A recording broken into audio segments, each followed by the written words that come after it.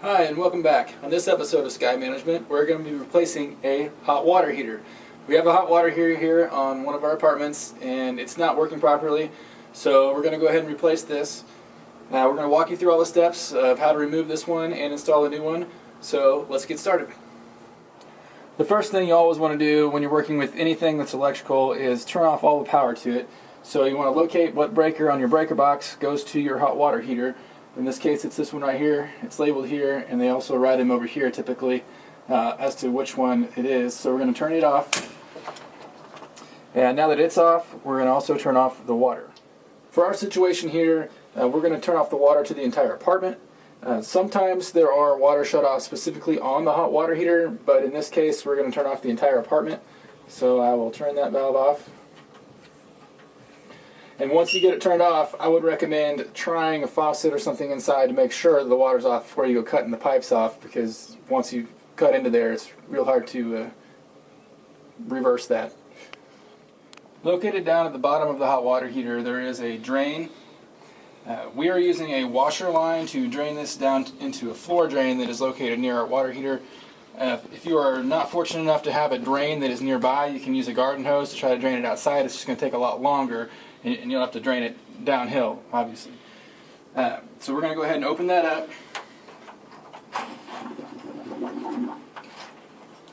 Now, the water heater will start to drain, but it's going to drain really slowly because it's not getting any air in there. So the next thing you can do is you can open up the blow-off valve. This pipe that comes down the side that has this little thing hanging on it, that's the pressure relief valve.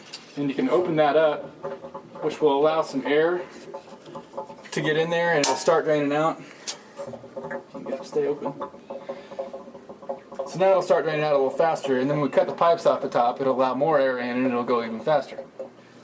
Now we're going to cut the lines off of the top. You need to make note of which side is the cold and which side is the hot. This side is our cold side and hot side, and you could write it on here somewhere or something so you remember, so when you install the new one, you line the pipes up to the right side. To cut these, it's typically a 3/4 inch line that goes to a standard residential water heater. I'm going to be using a pipe cutter on mine. You can use like a hacksaw, but this is going to leave you a much better edge on your pipe. So I will use this.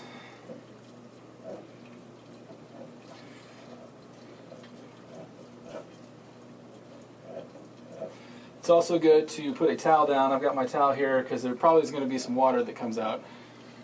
And once you start breaking these lines off, the water will start draining out of here a lot faster.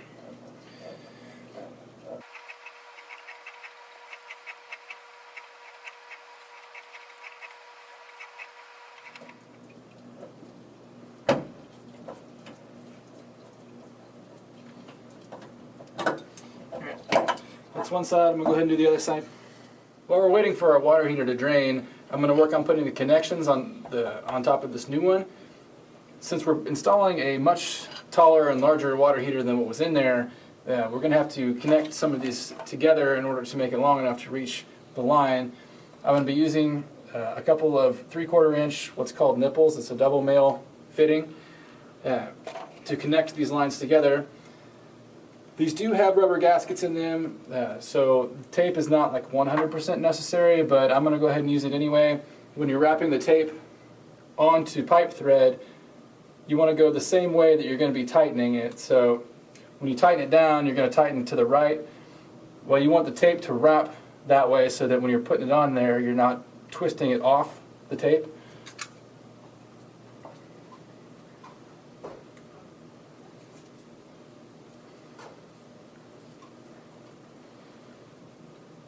So you just go around it a couple times, and that'll be good, and then you just kind of pull it to break it off. And then we're going to connect one of our fittings on there, so you just put it on there. I'm just going to do everything hand tight right now, and then I'll tighten it up with wrenches once we get it all in there and installed. So hand tight with that one. The line that we're going into the wall with, there is a 3/4 copper line coming out of there, and I'm going to use push fittings. These are also called shark bite or gator bite fittings. So that's going to be the side that goes to the wall. So the side that goes back to the tank, I need a female side on that one. So I'm going to use a double female 3/4 inch hot water heater connector for it. I'll take that side too.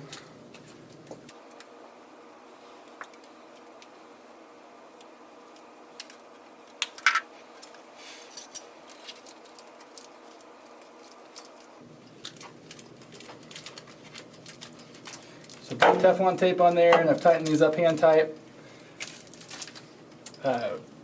You've got your cold water side and your hot water side. So one of these is going to go on here. I'm going to go ahead and tape these two.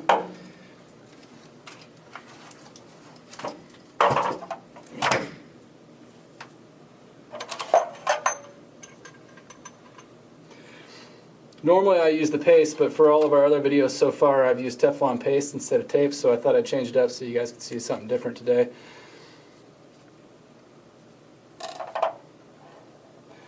The paste is a little more convenient.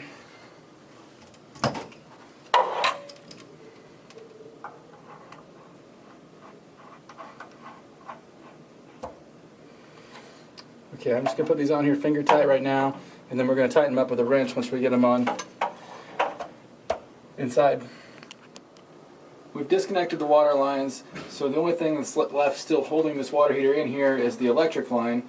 I've taken the screws out of the panels so that we can remove these and pull out the wires. You're going to go ahead and disconnect the wires in here. Now remember, we have the breaker off to this.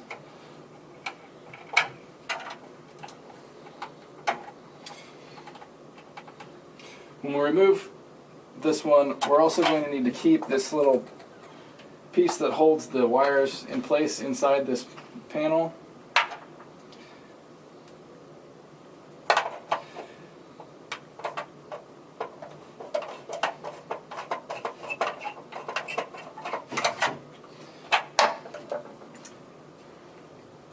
We're also going to need to save this piece that holds the wires inside here so they don't get pulled out. So you unscrew the ring off the back of that. Get a hold of it.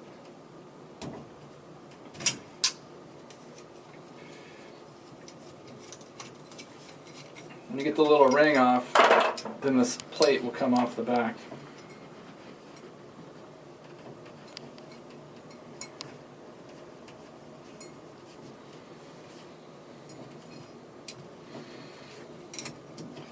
We'll need to reuse this guy for the new one. Okay, we're ready to go ahead and pull this one out of here, and we'll get the new one over here and get it all hooked up. We've got the other hot water heater removed. Before we get the new one in here, I'm going to clean up these pipes a little bit. I'm just going to do it with a piece of sandpaper.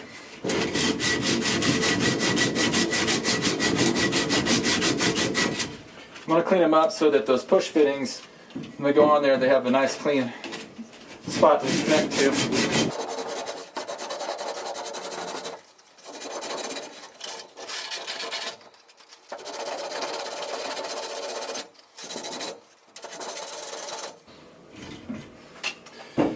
Looks a lot better. We've got our new hot water heater positioned in here where we want it. Ideally, you'd want to have the panels where you can access them easily. In our case, our electric line is pretty short, so we're going to have to twist it a little bit in order to get the electric to reach, since we're using a much taller water heater. But we will work with it. To connect the electric lines, you need to remove the screws from these top panels here and remove these panels. This one with the hole in it is going to reuse that piece that we had from the old water heater. So you stick the lines down in through the top, and then you're going to screw the nut onto the back.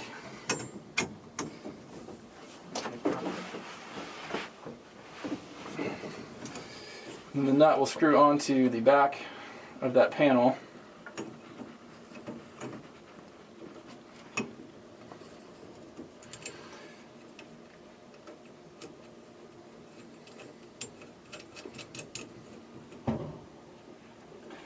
Okay, there's 3 wires coming in here. You've got a black, a red, and a white. The black and the red go to the black and the red on the new water heater. The white one will go to the ground screw, which is on this one is on this panel. It'll be the green screw.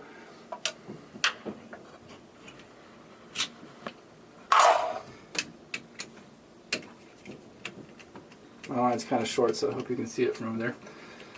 This green screw here, I'm going to pull this line around to the outside of the panel and screw it down onto here, hopefully.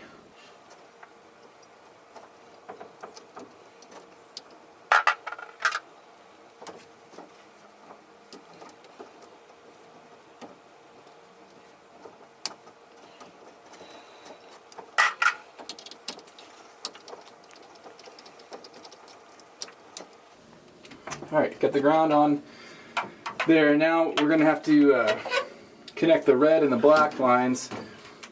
I'm going to do it before I put the panel down, but you could put this side of the panel down and then work in the other half. But I think it'd be easier to put it on there now. I've got some wire nuts. We're going to put the red on red and black on black.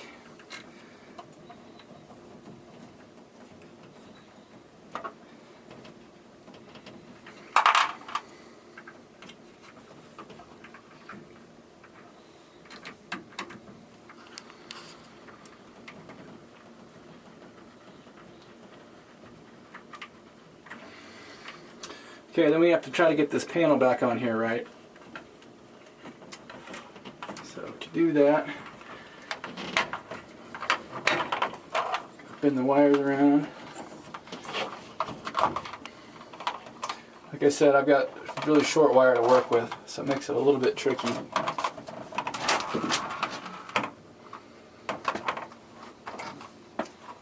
It's okay. So we're going to screw this first half of the panel back down on there, and then we can position the other side.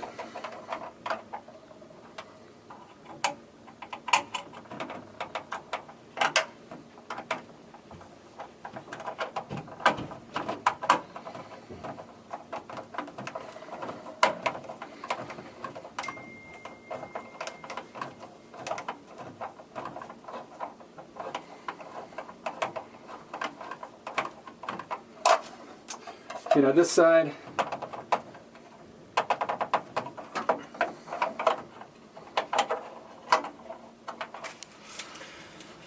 for putting on these push fittings or shark bite fittings, they just go over the line and you push it on, and then you'll kind of be able to feel it. I'm going to have to push my water heater away a little bit in order to get it in here. So push it, and it'll push down on there about a ½ inch or so.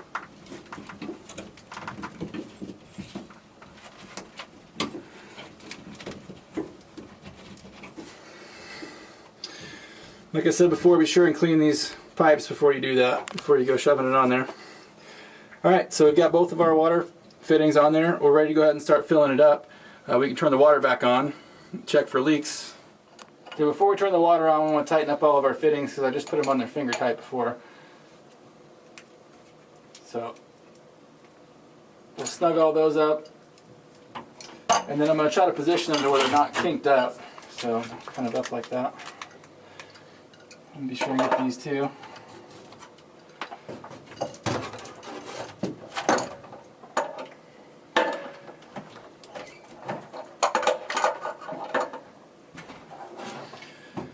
And then when we turn the water back on, you're going to want to check them all, make sure that they don't leak. You want to always fill the tank up before you turn the power back on.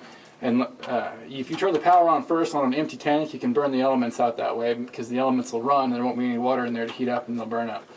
So you want to be sure and fill the tank up, and when you're doing that, you need to have a faucet turned on to hot water so that it's blowing the air out of the tank. It allows the air to leave so the tank can fill back up, and then once the tank is all the way full, then you can turn your power back on. There's one last thing we need to do. We've checked it all for leaks and tightened everything up, and it all looks good. There's no leaks. I want to connect a hose to this blow-off valve that will direct the water down to the floor in the event that the blow-off valve is triggered, because you don't want to just spraying water all over the wall up here. So I built a little L-shaped piece out of some PEX line that it had, and I'm going to screw it in to this valve. That will direct it down into the pan that we have on the floor.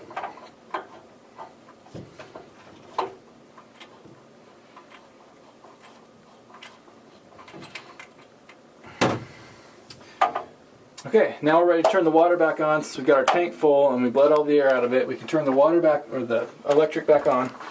All right, turning our breaker back on. And we're going to listen to hear it come on. These electric water heaters, you can hear a little hiss. You may not be able to hear it on the video, but there's a little hiss. I can hear it. That'll tell you that it has come on. We're going to go ahead and leave it set on the factory setting for the residents that we have here, and if they say that it's not hot enough or whatever, we can come in and turn it up later. So that's been how to install an electric hot water heater. If you have any questions or comments, please hit us up down below, and if you found this helpful, we'd love to have you subscribe.